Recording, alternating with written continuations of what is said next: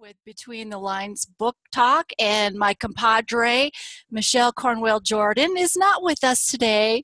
She let me do a few of these on my own, so I was just really excited to ask Laura Woodswalker to join us. I met Laura at last year during Virtual Fantasy Con, and I was able to catch her booth, and her book just totally fascinated me. I am a Tesla freak, so that gives you a hint today who and what we're going to be talking about. And I have a copy of her book here, and it's Tesla Signal. You can see that. So really excited to have her here today. So, welcome, Laura Woodswalker. So happy to have you here. And she is, because she's doing Tesla, or she wrote Tesla, she kind of got herself interested in the steampunk. And so today she is wearing her steampunk clothes. And I got a little bit of my witchy stuff on today. So, oh, there she is. Yeah. And I know she's got some of her weaponry that she's been working on. So she, you might show us. There it is. There. I know steampunk is just so big. Everybody's into steampunk today. It's just fascinating. And that era with Tesla is so cool. So anyways, well, welcome, Laura. And why don't you just start off and just give us a little insight about yourself and who is Laura Woodswalker? Well, there's really nothing important about me. I'm not an electrical engineer. I'm just a lifelong writer, and I have various things that I like. I like art, I like hiking and being out in nature. I'm kind of an armchair scientist, and I kind of got interested in electricity, and it fascinated me because I wanted to make LED lights, that went along with my electronic music performances. So I learned about electricity, and my son actually was going to college, and he was going for electrical science, and he's the one who really, really told me about Tesla, and I just became really fascinated. And I went on Wikipedia, and I said, well, what is alternating current? And I just kind of studied as much as I could, and it just amazed me that this is basically a form of true magic. Everybody loves to write about magic, and kind of like science is like the real magic. So, then my friend was doing a Tesla birthday celebration, and he asked me if I would do a video, because I do these music video things. So I started reading Tesla's biography, and about the second day that I read it, I said, this is a science fiction story that practically writes itself. And I said, has anybody really done this? And not a lot of people had. I think they were kind of intimidated by the technical knowledge. So it was pretty much, I kind of felt like I had no choice but to write the story of Tesla as a science fiction novel. And this kind of goes into the next question that I think you're going to ask me is, what is it about Tesla that inspires you? So as I read his biography, he just became like a larger than life figure. He put on these tremendous electrical shows to promote his alternating current. Here's my little blinky light. Whoops. Yeah, it responds to speech. So yes, wow. He would stand up there on stage and take millions of volts and touch these two Tesla coils. And I kind of thought to myself, well, this is really stimulating my imagination. Perhaps he's taking all this current into himself, and he's kind of becoming almost like a superpowered person with all this electrical current that he takes into himself. Like I said, at the time that he did these electrical shows, people wrote about him as the new Prometheus and, the new Thor. And it was just so inspiring.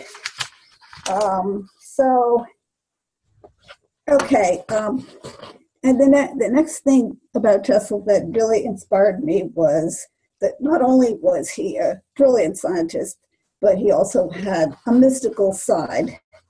And he was in touch with sort of a visionary dimension. He spoke about how he would visualize visiting strange countries and places and meeting the inhabitants. And I kind of said, well, maybe he really was meeting somebody that was beyond the earth. So one of my first scenes was that he met these visionary aliens that were like on another dimension.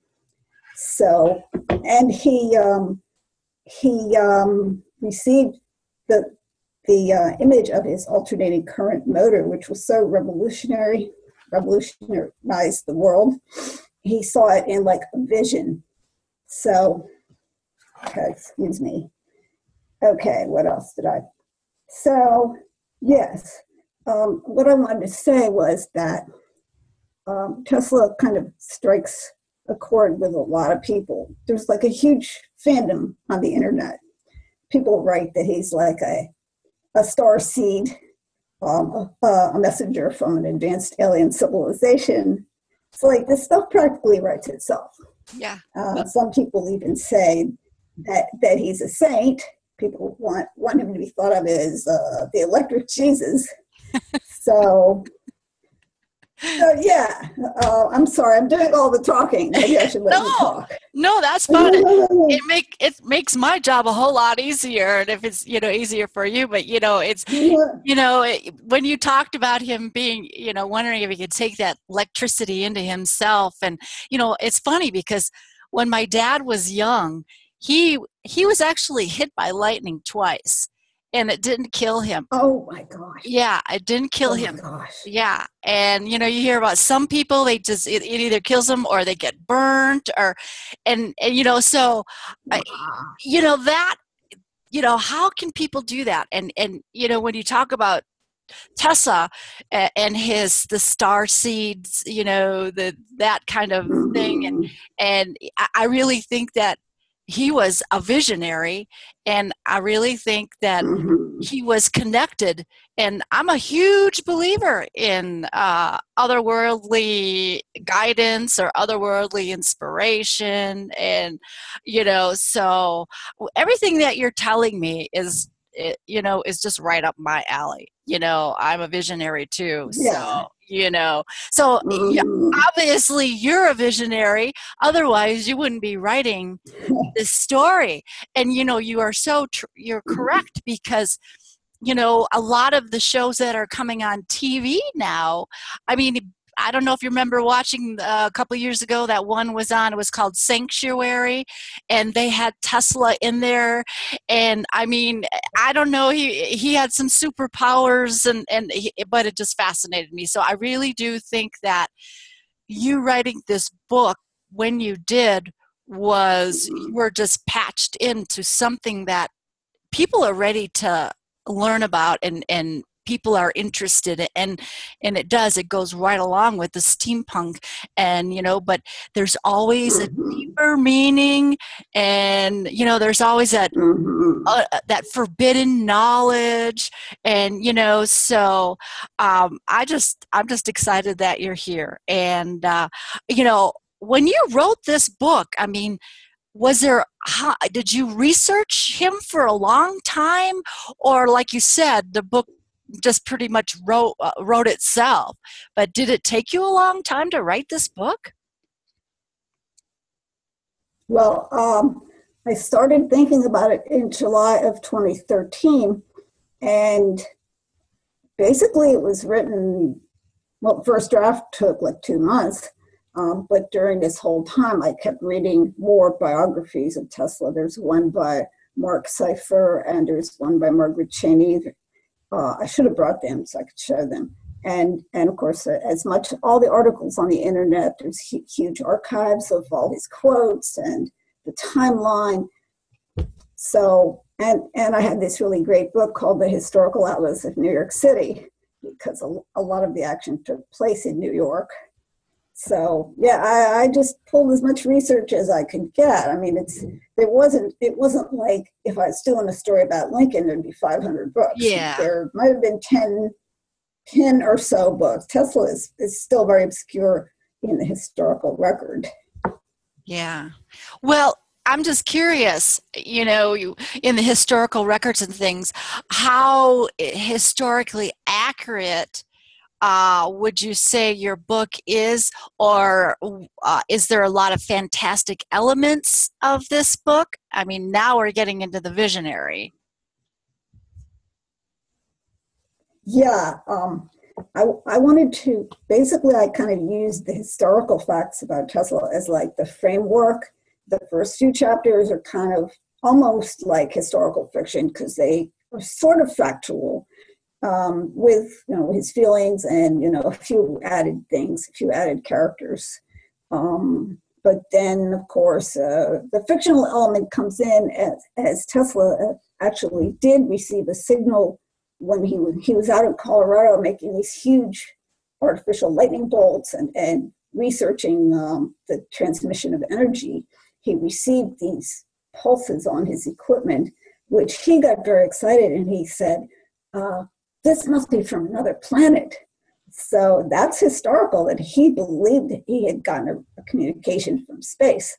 So naturally, the science fiction thing comes in, and yes, he did get a communication. But unfortunately, they weren't the benevolent aliens that he thought he was going to meet.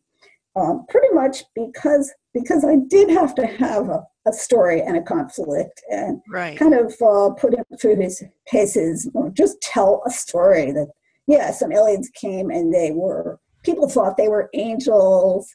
And well, if you read it, they were definitely not nice guys. And of course, Tesla, he is blamed for everything that they do. They're sending out all these destructive rays, and he gets blamed. And the authorities are calling him the mad scientist. He's responsible for these earthquakes and so forth. But there is a point in my book, for those who haven't read it, there is a point where he goes on an astral journey and he meets the Aeon, who are advanced energy beings, who their whole purpose is to study the universe and gain knowledge and provide guidance. And that was kind of the heart of the book for me, because I always was interested in the possibility that there was aliens that were more advanced than us, and they weren't out to eat us, and they weren't monsters. But I've always had this hope that somewhere out in the universe, maybe in another dimension, there's other levels of like enlightenment and awareness. But then again, as far as writing the story, so this was not really alternate history. It was more of what I call hidden history. It's like a new genre label. So in this book, at the end, everything goes back to the way it really is in reality. Nobody even realizes that these aliens have practically taken over the earth. They're influenced. So basically Tesla, returns to being kind of a forgotten. He just kind of fades into obscurity. See, I told the whole book, which I shouldn't have done, but yes, it's not alternate history. And the next book that I'm writing is going to be the same way. The next book is called Tesla's Frequency, and I'm working on, I guess, the second draft or whatever. Takes place about 30 years later on the eve of World War II.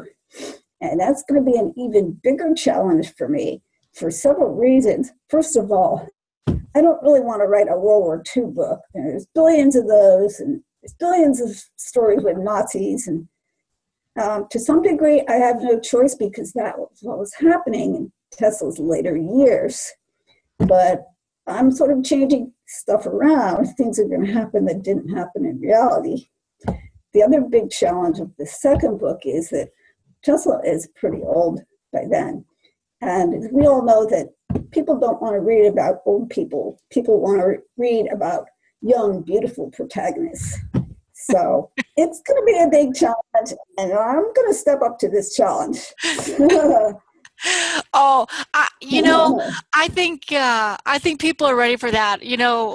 My latest book, Candlelight Cobwebs, I call it my baby boomer story. I saw that. Yeah, because it's like, come on, we're not dead yet. We like to we're with it. So it's like, that's right. Yeah, so, and it's, I think Tesla had to come into the world when he did, because I think he was guided to do what he did, and he needed to bring the technology that he brought. And it's too bad that he wasn't here today, because what you're talking about, with the alien intervention, and I just think we a lot of us are ready for that, and we're more apt to believe that they're here to help us. And I mean, I'm a huge believer in all the conspiracy stuff. It's like, I think CERN, the Hadron Collider, is here not to help humanity, but actually put a veil around the earth to keep us from evolving. We're just here as slaves. And so I just think Tesla. I do. I just think Tesla was here to try to help us along evolution a little bit, So it just fascinates me, and I just think we're ready. I really do. So I think you should write your second book, and even if he's older, I mean, I just do. I think people are ready for that, and if not, then you make your own genre, like you said, and I think we're doing it all the time, So, is there anything in your book, anything about Tesla that people might be able to learn from today, do you think? I think so. I think that people might be able to learn the persistence that Tesla had, and his refusal to give up, and just to be open to thinking outside of the box, to being open to the forces of the universe. Because some of the things that he used to say, and I wish I had the quotes in front of me, but he said that he spoke about a cosmic force that pervaded the universe. And that's not something a scientist would usually say. Right. He seemed to be, it seems like his quest in his later years was he wanted to tap a universal or cosmic energy force. He just had this persistent idea that he wanted to help humanity by giving them, well, I don't want to say free energy, but because people say, "Oh, we wouldn't have to pay an electric bill." Well, that's kind of superficial, because right. Who's going to build it and who's going to pay? Yeah. But the general idea was that he was in touch with a cosmic force. So that's what inspires me. Well, when you talk about free energy, there's a lot of, here we go again, conspiracy around that it's already there, the free energy is already there. But, you go with the powers that be that are still out there wanting to make all the money off of everything in the world and keep us paying for gas and keep us paying for electricity and all this and that. And I'm just wondering if, I just have a feeling that Tesla was the forefather for what is out there for us today. I mean, and it's there. We know it's there, and I believe in reincarnation. So I'm just wondering if he's back here doing his job again as some other person. So that's where I think. I've seen several people on the internet claim that they were the reincarnation of Tesla. But of course, it does suggest future books that could be written about Tesla or his descendants, or there's a lot of ideas as far as writing. I don't know whether I'm going to go with that, or I might go with a whole different idea. Yeah. Yeah. Well, and I just think, if when you talk to us authors, and especially visionary authors, Tolkien was visionary, C.S. Lewis was visionary, J.M. Barrie was visionary. So when you're talking to visionary authors, I just wonder, just like when I write, and the stuff that I write about, it's like you write and then you go back and you read it and you go, how the heck did I know that? How the heck did I write those words? Where was I when, so I just have a feeling that a lot of us are getting, like Tesla got, I think we're getting a lot of outside information. We're kind of like downloading as we're writing. So, I think so. Yeah. I think that there's a certain point when you're writing your first draft, it just comes out of you. It's definitely the very emotional parts of the book. It was, I use the word, it's like giving birth, not everybody would understand that, but it's just like something that's like exploding out of your spirit, kind of like. Yeah. Well, I've been a science fiction fan for about a million years, and I'm actually enjoying some of the science fiction of the early 50s because it's not so focused on galactic conquest and fighting with zombies, but it's more about the visionary ideas of meeting advanced creatures and adapting to the universe. So, somebody wrote a review and they said that my book was very classic science fiction, and they kind of compared it to Asimov. And I was really thrilled because Asimov's my favorite writer. Well, maybe you were channeling him. A lot of us say that too. It's like we channel, and I know you just don't know, like you said, you gave birth to this book. It was like something clicked in you. And, I just think. Well, I wasn't even going to write. I had swore off writing for 10 years. Oh. I was sick of the whole projection slip, try to get an agent and, waste $20 postage. This is before the internet and everything. And I just said, what's the point of going through all the struggle of writing a book? So, yeah, I was doing other creative things because I was very into electronic music and stuff. So, yeah, it was just because my friend turned me on, got me into Tesla, and it just forced me to write this book. Well, I just think you were supposed to write it, and here I go back again referring to visionaries. A lot of people out there don't know what visionaries are, and it's these are people that think all things are possible, and they write outside the box. Mm-hmm. And I just think, like me, when I started writing my books, I just knew immediately that I was not going to go look for an agent, and I wasn't going to look for a publisher, that I was going to self-publish these books because I didn't want any more interference in these stories, the messages that I needed to get across. And so I think you probably felt the same way, that, forget the rest of these people. I have a story to tell, and I'm going to tell it. So, indie publishing, for us, I think indie publishing is great. It's so great that CreateSpace came along. Yes.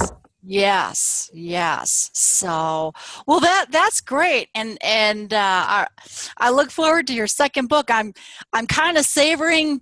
I'm savoring this one. I have a method to my madness about when I want to read this, and I have to get done with another book Oh, first. Yeah, so I have to get done with another uh-huh, book that I'm writing, and then I want to read this because I did mention uh-huh. Tesla in one of my other stories, and I know when I read this book, it's going to make me want to finish my other book, and so Oh, I'm just kind of holding on to it for a little bit, and but I'm really excited, even more so after talking to you about reading this. So, but we're getting at the end of our time here. So I just wanted to ask you if there's anything else that you might wanted to address today to the listeners about yourself or about the book or anything that's coming up or that's a pretty big question. Uh, hmm. Well, I kind of have a series that has been, bothering me for about 15 years. And it's kind of, it was a story called Tangletown Fever that I wrote in 1998. And I never even tried to publish it. And it was about people who went back to nature and they were living in the wilds and they were outcasts and so forth. And it was about the awakening of Mother Earth as a conscious being was the theme behind the whole book. And of course, when you talk about, you know, you end up realizing that civilization as we know it is kind of incompatible with nature being a conscious being, and then you have kind of a dystopian post-apocalyptic story. So at the time, I was like, well, there's nobody who would publish this. But now it appears that it's very popular, the whole post-apocalyptic genre. So, it's going to be a story where humans can develop powers of communication with animals, and there's going to be cats that are telepathic, and so that's kind of pulling me in a different direction as far as writing, because I sort of have a short attention span, and I couldn't write about one thing for 10 years. It's kind of like 2 or 3 or 4 years, and then I'm interested in something else. well, what you're talking about is actually you're describing the fifth dimension, and that's where I'm at. Mhm. When I started my Dragon Horse series, I'm into the third book now, and it's after the Great Shift. And I'm like you. The Oh, Earth is a I'm living gonna have to read your organism. books. Yeah, yeah. And so this third Uh-huh. the third book is all about, okay, so what happens after this great shift and everybody has shifted into the fifth dimension now. It's written fantasy, paranormal genre, but it's still kind of like what we're. Uh-huh. So you're right on the mark. You are connected. Mhm. Well, I was always a big nature freak. I never really got into formal Wicca or anything. I was more of a person that would just want to be out hiking, and that was my form of spirituality. Just generalized nature worship, and it's very hard to exist because all you see is people bulldozing everything and building Yes. luxury estates. And, Yes. Yes. so it just constantly being in pain, to the point where sometimes you do have to write just for emotional release. Right. Right. Yep. Oh, I hear you 100%, and that's why I wrote, and that's why I write. If you're probably an empath like I am, so you actually feel the earth, you feel the pain that she's in, and you feel humanity, and humanity is trying to evolve, but there are those that are stopping us. So I hear you, and you're Mm-hmm. you are right on the mark. You're really you need to finish those books and tell me about it so I can read them and then have you come back. Okay, I guess I got my work cut out for me. Yes. Yes. And I also want to let you know that we're probably going to have a roundtable discussion with visionary authors, and I would really like to have you join us. Oh, okay. Yes. How does that work? Is it going to be a bunch of people with their faces are on the screen? Yes. Yes. Yes. So I That hope. should be fun. Yeah. So I think, if they're all connected like you are, we'll all be on the same page, hopefully. So I think it'll be a really interesting roundtable discussion. So Okay. yeah, Mm. lots of stuff. Mm-mm. Well, You'll have to keep me posted. I will for sure. I will. So, but is there anywhere that people can find you that would be other than Amazon, or do you have a website? Or I'll put up a graphic where with the cover of your book and stuff. But Well, I have a website called woodswalker.weebly.com, I think it is. okay, But I can't make it scroll across. But Weebly is kind of like you pay some money to get a cheap website. Yeah. That's spelled WEEBLY.com. So, all right. So I've got a couple of excerpts from the book and a banner for the new book with a picture of old Tesla with the white hair. I tried to make him look very cosmic, because what I do is I take the grainy public domain pictures of Tesla and kind of enhance them for my illustration. I did the cover, so okay, because I used to be in graphic arts, so I couldn't see not doing my own cover. Sure. Sure. Good. Well, I basically did the whole thing. Well, did you do the cover on this one? Yeah. Yeah. Okay. Yeah, you did a good job. Yes, yeah. I did. Yeah. I like your tagline too at the top. Yeah, I really like that tagline. I mean, what would you do? My friend, she said, it's migraine inducing. And I said, look, this is Tesla we're talking about. Yes. Go big or go home. Yes. Is this the 1,000,000-volt Prometheus, or is this some respectable pansy? That's what I wrote to her. I was like, you can't have too much lightning. Oh, yeah. Well, it was really good talking with you today, Laura. And it was very interesting. And people, pick up this book. I think you'll be inspired, especially visionaries out there. And see. And I have to say, thank you. This is one of my little steampunk gizmos that I bought. There you go. There you go. See, I'm a big fan of the blinking lights. Yeah. That's been my thing. Yeah. Yeah. So, and it's kind of like a magic wand type thing too. Sure. It is. And, it's part of the plot too, that Tesla had an associate who loved to build these bizarre gadgets out of watches and stuff. So I want to say thank you for having this interview. Yes. Yeah, you're very welcome. Great. Yeah, you're very welcome. All right. Well, guys, thank you very much. And stay tuned and see what we got coming up on the next couple shows. And don't forget to subscribe to us. And I just want to say thank you again to Laura.